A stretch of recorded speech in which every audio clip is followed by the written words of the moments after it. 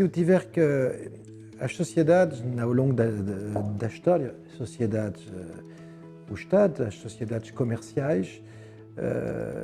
conheceram as suas evoluções. Eu acho que a grande revolução do século passado, para falar ainda do século passado, foi justamente a relação com a sociedade. Eu acho que a grande,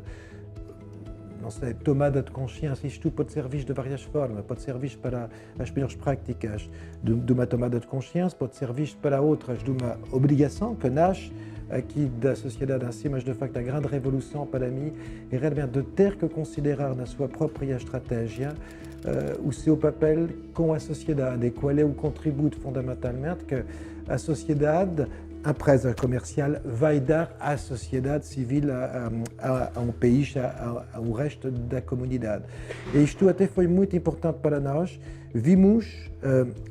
a própria matriz estratégica das organizações evoluir, que no início umas empresas estavam só a se preocupar com seus clientes e consumidores, com seus acionistas e com, muitas vezes, os recursos humanos que estavam a trabalhar lá, e até muitas vezes os recursos humanos não estavam tão bem considerados que os clientes e que os acionistas. E realmente, no século passado, a partir dos anos, vamos dizer, 80, o que já existia, que já havia contributos, mas eram contributos dispersos, que estavam mais a nascer de iniciativas pessoais dos seus dirigentes que de uma estratégia. E a grande revolução é que isto está inserido numa estratégia e passa a ser um elemento chave da própria estratégia. E hoje temos, qualquer seja sector de atividade, utilities,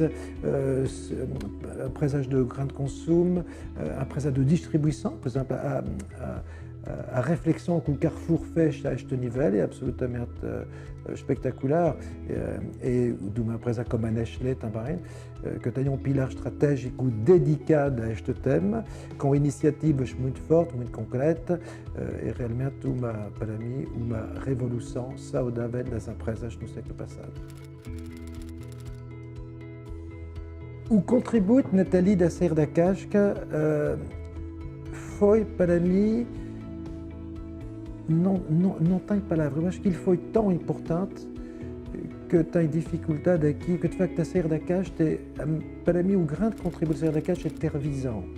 é de ter tido visão. E quando isto ainda não estava na agenda real das empresas, ou estava na agenda que isto tinha que ser, a sair da caixa que tive aqui a visão estratégica de dizer às organizações isto passa a ser um elemento fundamental, tão importante como o resto da vossa estratégia. E o grande mérito da sair da casca, para mim, foi de ter trazido visão, e de ter trazido estratégia, e de ter trazido iniciativas, depois declinadas a iniciativas concretas que realmente aportam valor, um valor real, e não só um valor de marketing, e não só um valor de publicidade aqui às organizações. Então, de facto, aqui, a sair da casca, tenho aqui, e nós, até os dois, tivemos conversas acerca disso. Eu sei da tua implicação pessoal, eu acho que foi um grande contributo que vocês estão a dar, e por isso desejo aqui, neste aniversário, que haja mais 25, 50,